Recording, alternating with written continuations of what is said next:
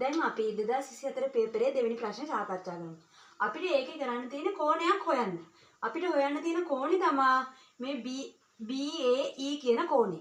මම ඒක x කියලා ළමයි ලකුණු කරා.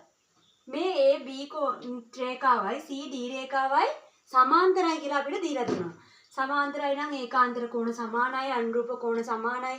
ඒ වගේ නීති තියෙන හින්දා දැන් මේ තියෙන්නේ අපිට දැක්ක ගමන් පේනව නේද ඒකාන්තර කෝණයක් කියලා.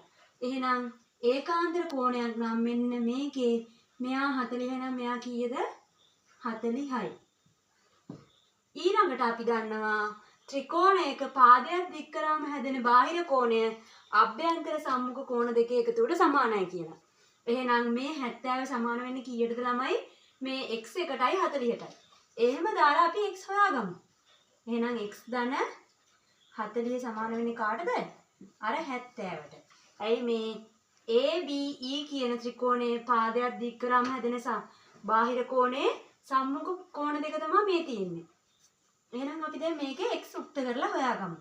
මේ ධන 40 මේ පැත්තට යද්දී ඍණ 40ක් වෙනවා.